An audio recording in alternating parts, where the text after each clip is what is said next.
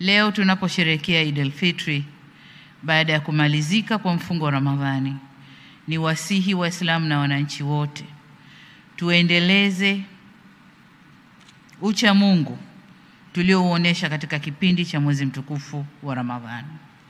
Tuzilinde ibada tulizozifanya kipindi cha Ramadhani na kujizuia na vitendo vinavyomchukiza Mungu au maasi.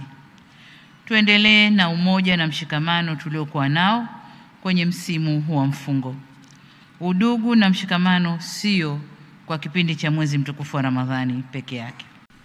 Katika uhalisia, mema na mafanikio tunayoyazungumzia leo yameletwa na yanalindwa na uwepo wa amani na utulivu ndani ya nchi yetu. Nchi yetu inatambulika kuwa na sifa ya kutunza amani na utulivu tangu tupate uhuru mwaka 1961 hadi sasa.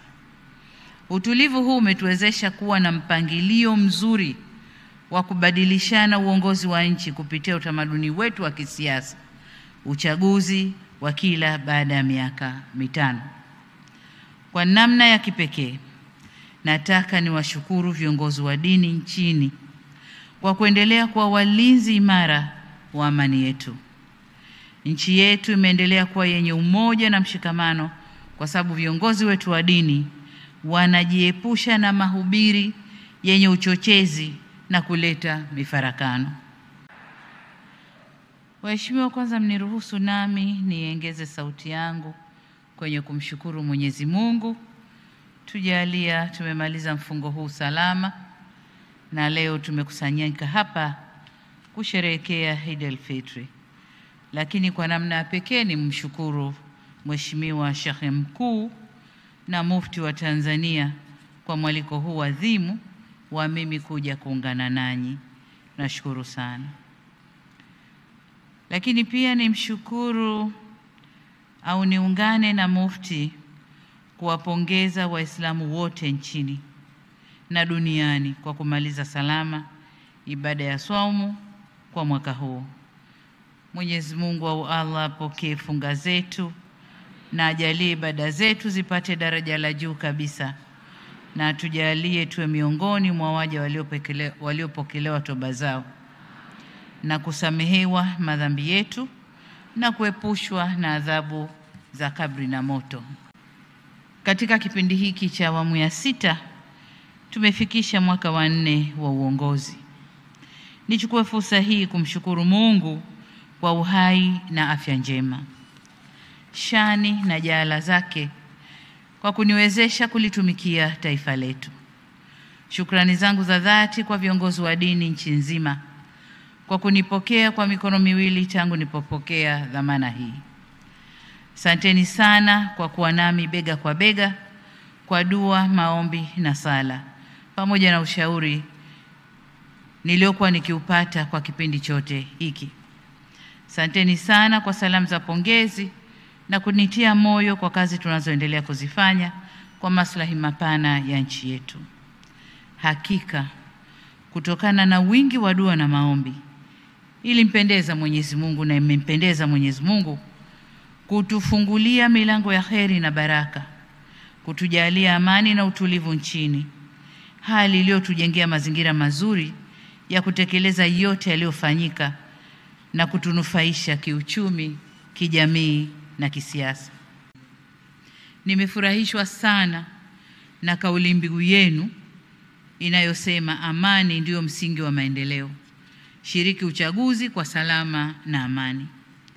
Hii inaonyesha kuwa mnatambua wajibu wenu kwa elimu ya mpiga kura ni jukumu shirikishi na si la viongozi wa serikali peke yao. Ni vyema tukafahamisha Watanzania kuwa sie ni ndugu au udugu wa Tanzania unakuja kwanza, na kamwe tusiruhusu itikadi za kisiasa zikatugawa, kwani kuna maisha baada ya uchaguzi. Waheshimiwa viongozi wa dini, najua mnajiuliza kwa nini nimechukua muda kuweka mkazo kuhusu kulinda amani na mshikamano kwa Watanzania. Nimefanya hivi ili kutoa indhari kwa dini ibaki kwenye majukumu yake ya msingi ya kulea waumini kiroho na kimaadili kuendana na misingi ya dini zao. Ila kamwe viongozi wetu wa dini wasidandie ajenda au vishawishi vya kisiasa na kuweza kuvuruga nchi yetu. Badala yake, viriri au majukwaa ya ibada yatumike kwa ibada, yasitumike na wanasiasa kufanyia propaganda zao. Matarajio yetu ni kuwa majukwaa haya ya kidini yatafanya kazi ya kutuliza hali na kuleta amani pale wanasiasa watakapotibua utulivu ndani ya nchi yetu. Kwa kuwataka Waislamu na Watanzania wote kwa ujumla, au kuwatakia Waislamu na Watanzania wote kwa ujumla sikukuu njema Eid al-Fitri yenye fanaka na faraja tele. Tuisherehekee kwa amani na usalama, tujilinde na tujiepushe na vitendo viovu vya uvunjifu wa amani au vinavyohatarisha usalama wetu na wananchi wetu. Baada ya kusema hayo, niwashukuru sana kwa kunisikiliza. Wabillahi taufik. Jamhuri ya Muungano wa Tanzania. Assalamu alaikum wa rahmatullahi wa barakatuh. Pamoja na mafanikio hayo, nitumie fursa hii kuwakumbusha kuwa kama walivyogusia wenzangu, Mheshimiwa Mufti na wengine walionitangulia kusema, kwa mwaka huu tunakabiliwa na uchaguzi. Hivyo nawasihi sana viongozi wetu wa dini, tushikilie msimamo wa imani, udhibiti wa nafsi zetu na wajibu wetu katika kuikuza na kuitunza amani yetu nchini. Alikadhalika niwaombe katika madhehebu na makundi yenu mbalimbali muweze kuwadhibiti wale wachache miongoni mwenu walio na mwelekeo wa kuhubiri na kupandikiza chuki kwa wananchi dhidi ya serikali yao. Waache kufanya hivyo. Ni vyema sote tujue kuwa katika mifarakano na hasama hakuna atakayeibuka mshindi, bali kutatokea hasara na majanga. Ndugu zangu, mwaka huu Mwenyezi Mungu amejalia Watanzania Waislamu na Wakristo tumekwenda sambamba katika mifungo ya mwezi mtukufu wa Ramadhani, lakini pia Kwaresma. Kipindi hiki cha mfungo ni wakati ambao tumeona kukua kwa imani za kidini. Tumetunza nidhamu ya nafsi zetu, lakini pia tumepata hisia za hali wanaokuwa nao maskini wasio na chakula wala maji. Hali hiyo imetuelekeza wanadamu kujenga umoja na mshikamano katika kustawisha hali zetu. Tumeshuhudia watu wengi Waislamu na Wakristo wakitoa na kusambaza vyakula na sadaka mbalimbali kwa watu wasiojiweza, mayatima na wenye mahitaji mbalimbali. Tumeshuhudia watu wengi wakila futari kwa pamoja katika kila pembe ya nchi au nchi hii bila kuulizana dini zao. Hapa Dar es Salaam nina taarifa kwamba mahoteli yote makubwa ya mji huu yalifutarisha kwa kiasi kikubwa na mwezi mzima, na kulikuwa kumejaa tele. Futari hizo hazikuliwa na Waislamu peke yao, bali wote, Waislamu, Wakristo na hata wale ambao hawana imani ya dini. Hili ni funzo kwamba penye imani, yani spirit, wajibu, commitment, na kujali, caring, kunaleta kushirikiana au kushirikishana na kujenga umoja wa kijamii.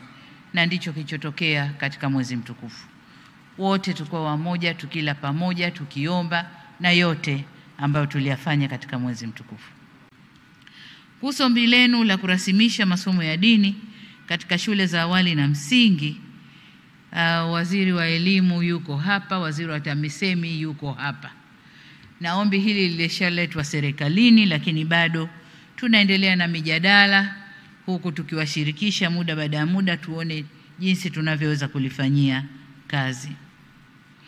Kwa hivyo niombe tusichoke tunapoitana kujadili hili, tuje tujadili na tuone jinsi tutakavyoweza kulifanikisha.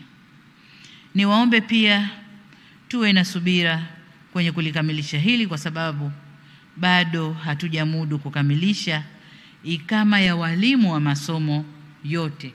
Bado kila tunavyoajiri walimu bado kwa hiyo kuna mambo ya kipaumbele walimu wa sayansi, walimu wa nini, tukijua kwamba madrasa zetu huku zinafanya kazi ya kusomesha watoto wetu. Tutaendelea kutenga bajeti ya kuajiri walimu ili tuweze kufikia uwiano unaotakiwa wa walimu kwa wanafunzi, ili hili nalo tuweze kuliingiza. Ndugu zangu, ni wasihi tuendelee kushikamana katika kujenga nchi yetu Tanzania. Kamwe tusichoke kusahihishana na kusameheana pale tunapokwazana. Pia tuweke mkazo kwenye kufanya kazi kwa bidii na weledi ili nchi yetu iweze kujitegemea kiuchumi na kijamii. Kuhusu ombi lenu la kufunguliwa mfumo kwa wanaomba kwenda hija, niseme tumelipokea na tutalifanyia kazi. Ila hapa niwe muwazi, kwa nyote mnafahamu kuwa tarehe ya mwisho ya kuwasilisha maombi haya ilishapita takriban kitambo kidogo, lakini kwa sababu hatukutimiza yale tuliopangiwa, tumeongezewa muda.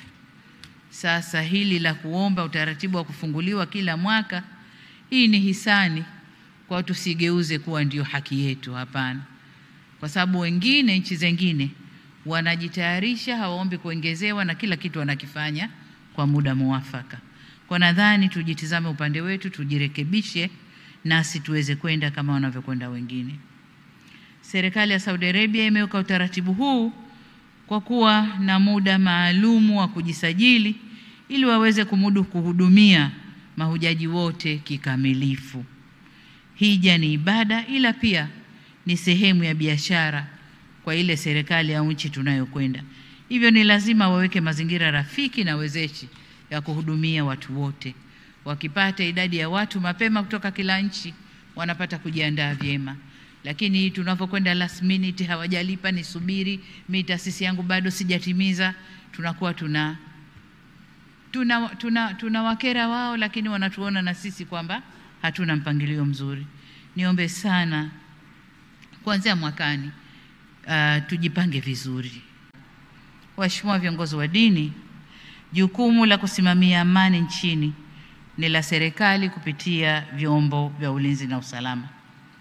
Na kwa upande mwingine ni jukumu la wananchi wote wa Jamhuri ya Muungano wa Tanzania.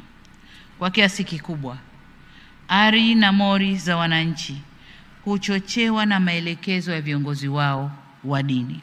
Kwa msingi huo, nimewiwa kulitupa jukumu la ulinzi wa amani na utulivu wetu nchini mikononi mwenu, waheshimiwa viongozi wa dini.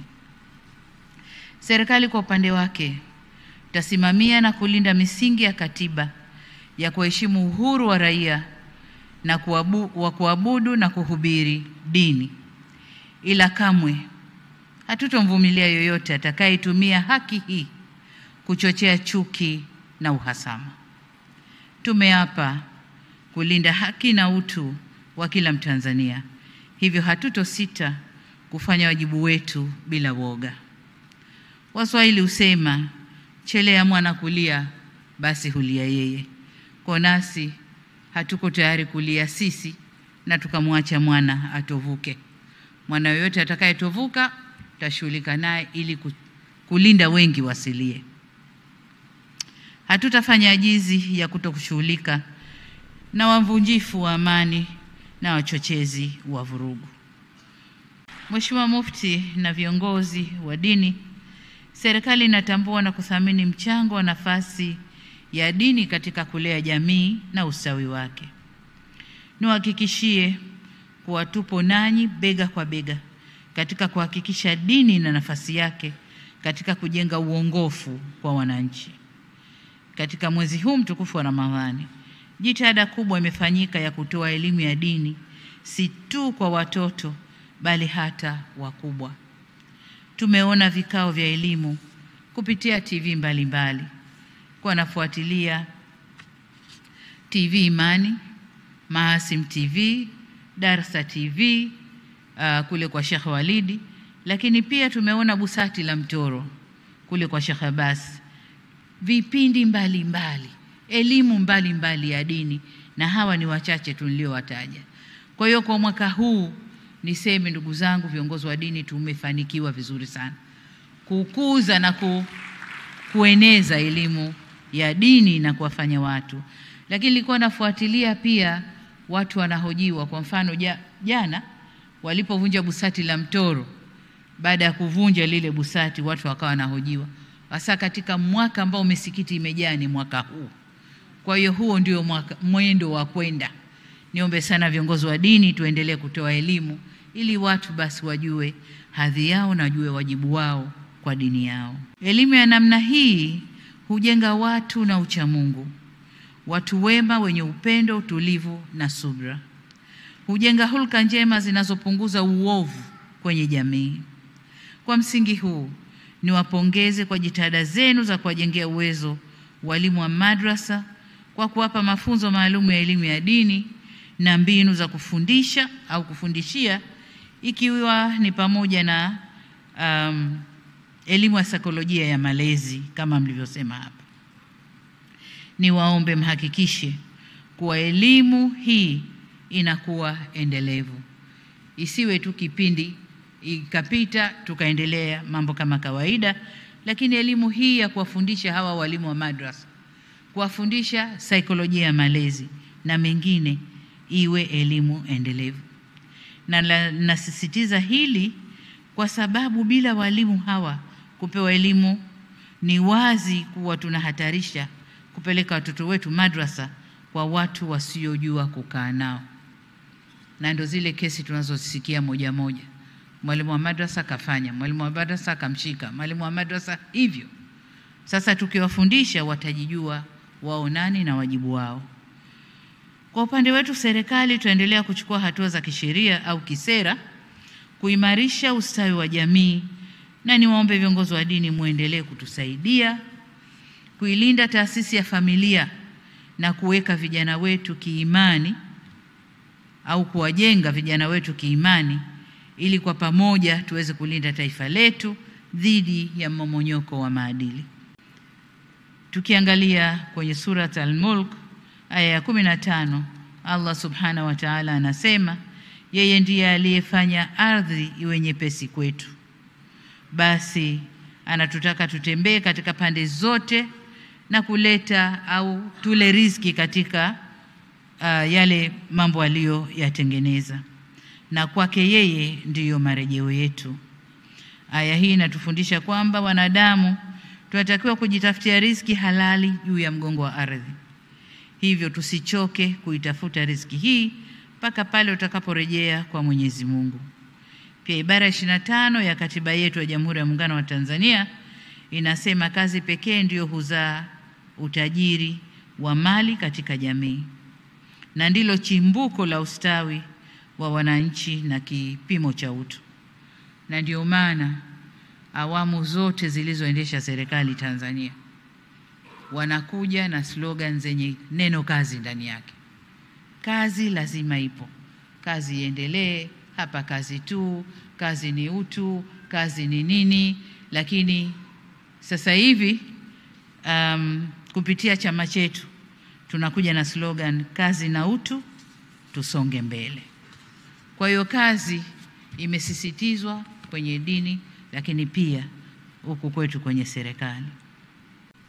Mheshimiwa Mufti na viongozi wa dini, nimepokea maoni yenu ya kusahihisha mapungufu yaliyojitokeza kwenye uchaguzi wa serikali za mitaa.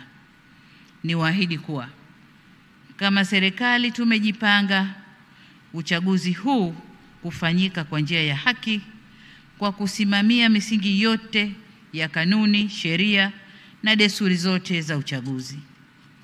Ile falsafa ya R4 itaendelea kuwa moja ya nyenzo zetu kuu katika uchaguzi mkuu unaotukabili.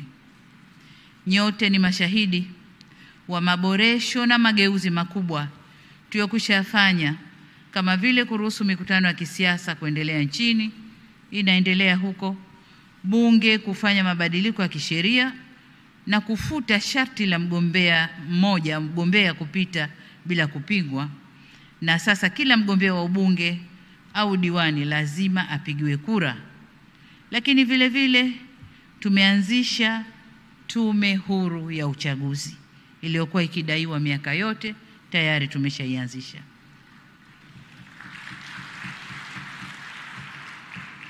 Tumeweza kufanya haya yote kwa kushirikisha wadau wote wa kisiasa na tulikubaliana hivi. Vile vile kwa nyakati tofauti, Tume Huru ya Taifa ya Uchaguzi imekuwa ikiwahakikishia Watanzania utayari wao wa kusimamia haki. Nitoe wito kwa wadau wote wa kisiasa kuhakikisha wanatimiza wajibu wao kikamilifu. Milango ya serikali ipo wazi kusikiliza wadau mbalimbali, ikiwemo kupitia majukwaa yaliyopo kama vile Tanzania Center for Democracy na majukwaa mengine yanayoruhusu tuzungumze. Nanyi viongozi wa dini, mtusaidie kuelimisha waumini umuhimu wa kutumia haki yao ya kidemokrasia ya kupiga kura ili waweze kuchagua viongozi wenye weledi, wachapakazi na watakaoleta maendeleo.